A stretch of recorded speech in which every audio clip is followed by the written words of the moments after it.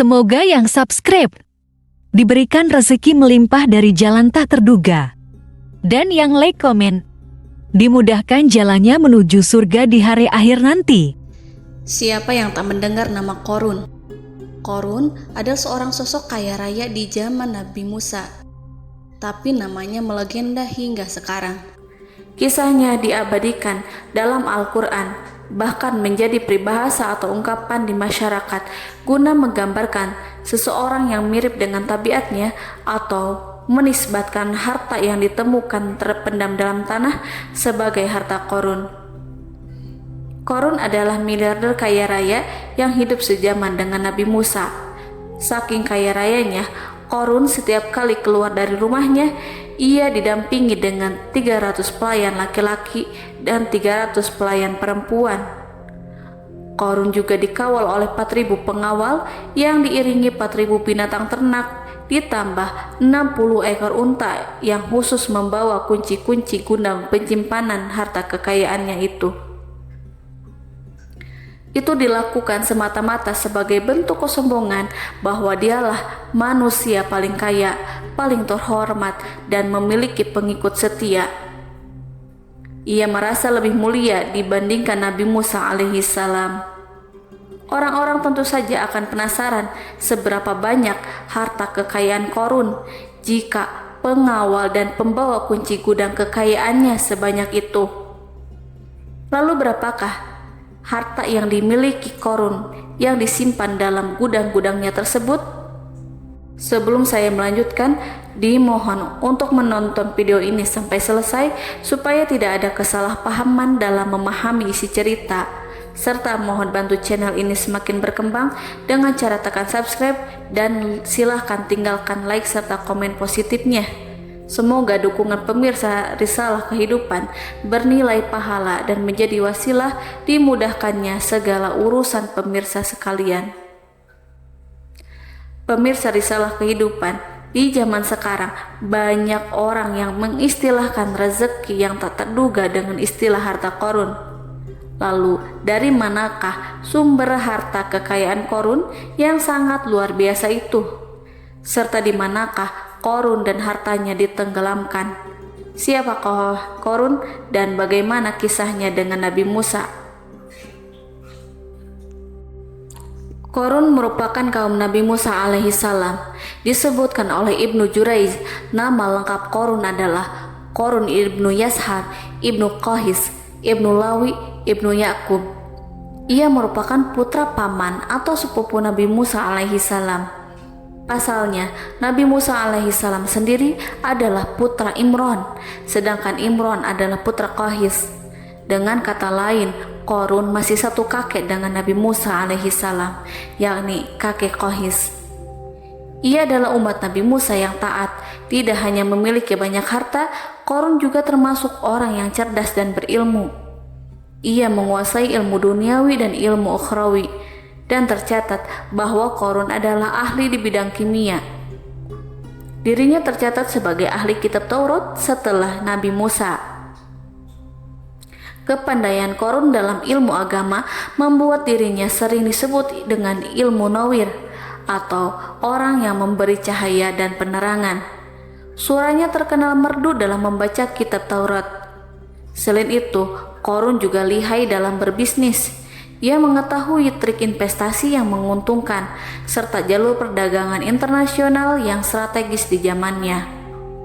Kekayaan Qorun begitu banyak sebagaimana tercatat dalam surat Al-Qasas ayat 76. Sesungguhnya Qorun termasuk kaum Musa, tetapi dia berlaku aniaya terhadap mereka. Kami telah menganugerahkan kepadanya pembendaharaan harta yang kunci-kuncinya sungguh berat dipikul oleh sejumlah orang-orang yang kuat. Dalam riwayat Khaisamah disebutkan, untuk mengangkut kunci gudang kekayaan Qorun dibutuhkan 60 bigol atau sejenis kuda kecil. Ukuran kuncinya sebesar jari, bahannya terbuat dari kulit dan setiap kunci digunakan untuk satu gudang. Maka keluarlah Qorun kepada kaumnya dalam kemegahannya. Para ulama tafsir menjelaskan Qorun keluar dengan baju mewah diiringi dengan 300 gadis berbaju merah dan 4.000 kendaraan kuda. Tak heran iring-iringan Korun itu mengundang decak kagum mereka yang gandrung terhadap harta kekayaan. Sebagaimana yang terekam dalam Al-Quran, moga-moga kiranya kita mempunyai seperti apa yang telah diberikan kepada Korun. Sesungguhnya ia benar-benar mempunyai keberuntungan yang besar. Quran Surat Al-Qasas ayat 79. Namun tak sedikit kaumnya yang mengingatkan, dan ingatlah ketika kaumnya berkata, "Janganlah engkau terlalu bangga. Sesungguhnya Allah tidak menyukai orang-orang yang terlalu membanggakan diri atau disebut farihin." Sebagian ulama menafsirkan istilah farihin di sana juga berarti takabur atau zolim, berbuat kerusakan, arogan, dan tidak mau bersyukur terhadap nikmat. Korun dikisahkan memiliki ribuan gudang yang berisikan emas dan perak.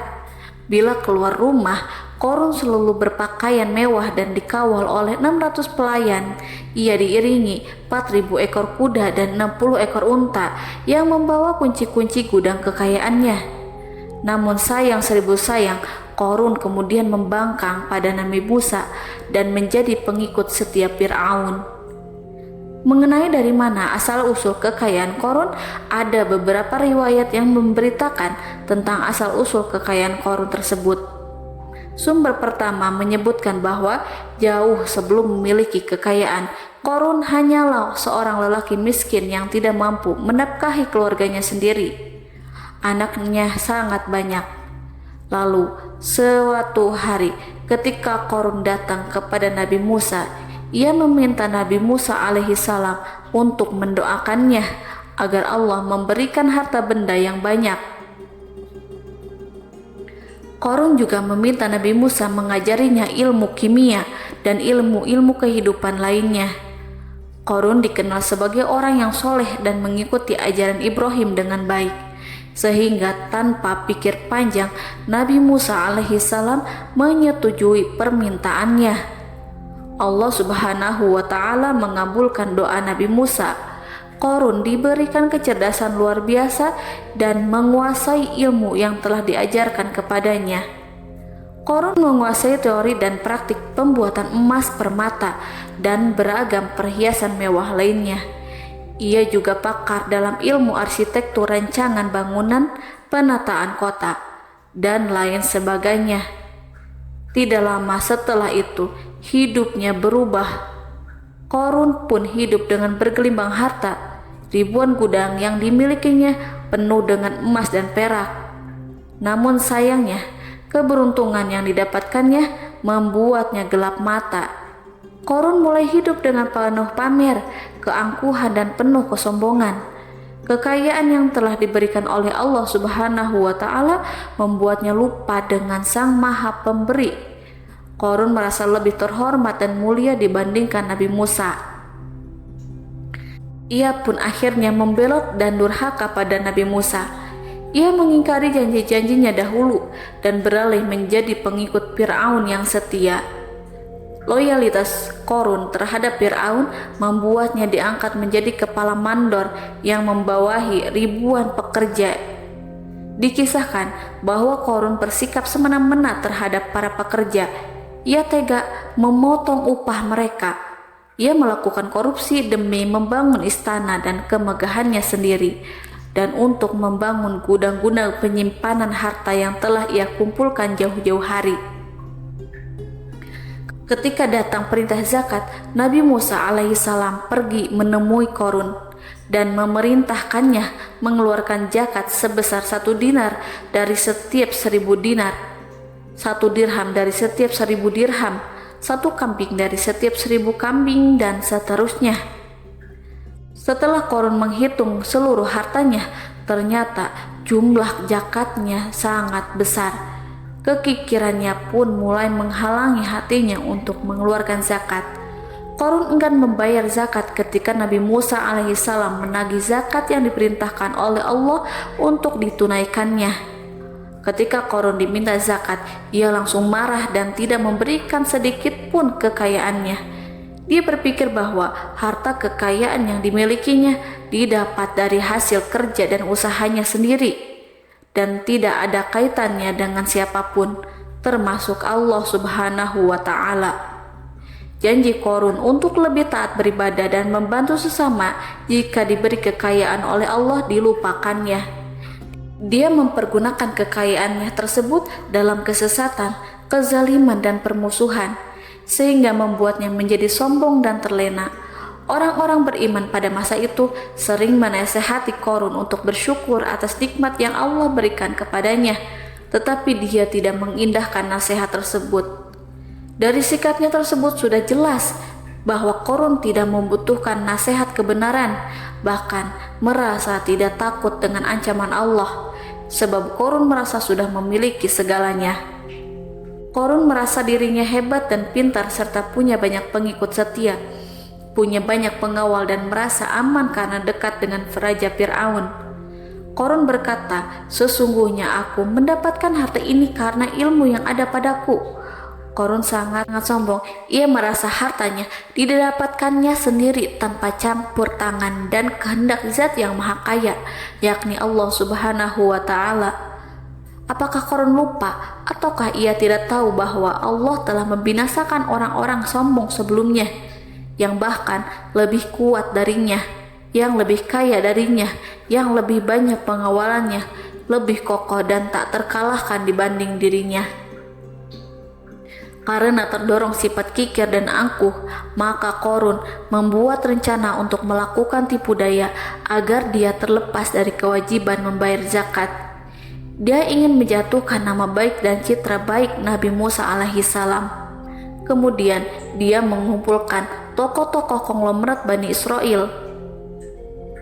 Ia berkata kepada mereka, "Wahai saudara-saudaraku, terhadap apa yang diperintahkan Musa untuk membayar zakat, apakah kalian akan mematuhinya? Sekarang dia hendak mengambil harta yang ada di tangan kalian, maka pikirkanlah suatu cara untuk menghindari perintahnya." Para pembesar-pembesar yang dipanggil kemudian menjawab, "Wahai paduka Korun, engkau lebih besar daripada kami akan melakukan apapun yang kau inginkan." Korun pun berkata, "Datangkanlah kepadaku wanita cantik, aku akan memberinya hadiah besar jika ia berhasil menggoda dan memfitnah Nabi Musa." Ketika wanita cantik yang diinginkan datang, Korun memberikan kepadanya uang muka sebagai jaminan. Ia akan membayarkan seluruh yang dijanjikan ketika berhasil menjalankan misinya. Bukan hanya itu, Korun pun berjanji akan menjadikan wanita ini sebagai istrinya. Dan keesokan harinya, Korun mengumpulkan Bani Israel. Setelah itu, Korun menghadap kepada Nabi Musa seraya berkata, "Orang-orang menanti kedatangan Anda, sampaikanlah saran dan nasihat kepada mereka." Nabi Musa kemudian keluar dari rumahnya. Ia mulai menyampaikan nasihat pada umatnya. Di antara nasihatnya, beliau berkata, "Barang siapa yang mencuri, aku akan memotong tangannya. Barang siapa yang memfitnah, aku akan mencambuknya sebanyak 70 kali. Barang siapa yang tidak mempunyai istri dan dia berbuat zina, maka aku akan mencambuknya sebanyak 70 kali. Adapun barang siapa yang memiliki istri dan dia berbuat zina, aku akan rajam dia sampai mati." Korun kemudian berkata, "Apakah ini juga berlaku untuk Anda jika Anda sendiri yang berbuat zina? Apakah Anda akan menerima hukumannya?" Kemudian Nabi Musa menjawab, "Ya, meskipun saya sendiri yang melakukannya." Maka kemudian Korun memanggil wanita yang telah dibayarnya. Wanita itu berdiri di depan Nabi Musa dan Bani Israel yang telah berkumpul. Dia mengaku sedang hamil karena telah berhubungan badan dengan Nabi Musa. Maka marahlah Nabi Musa atas fitnah kejam yang diarahkan kepadanya.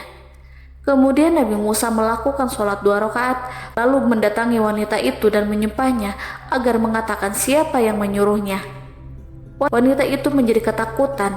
Ia gemetar di depan Nabi Musa dan dia mengaku bahwa yang menyuruhnya adalah Korun.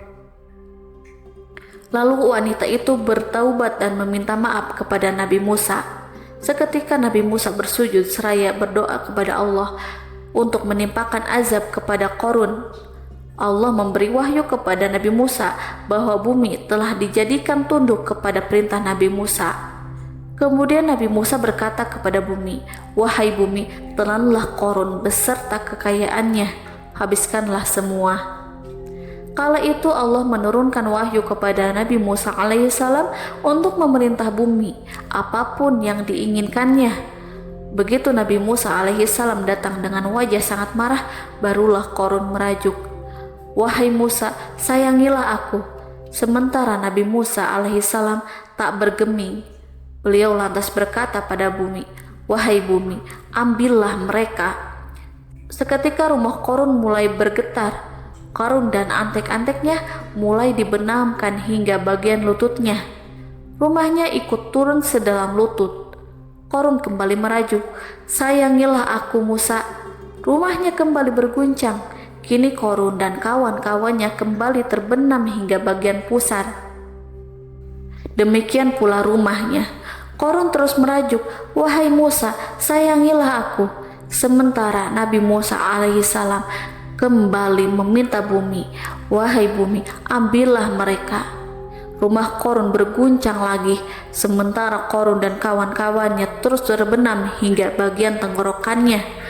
Demikian pula rumahnya. Qarun lagi-lagi menjerit, "Wahai Musa, sayangilah aku." Namun Nabi Musa alaihissalam tak bergeming. Beliau terus meminta bumi menelannya, hingga akhirnya Qarun dan kawan-kawannya hilang seluruhnya ditelan bumi. Tak lama setelah itu, Allah pun berkata, "Wahai Musa, apa yang membuatmu bersikap demikian? Padahal demi kemuliaanku, andai dia Qarun berdoa kepadaku, niscaya aku akan rahmati.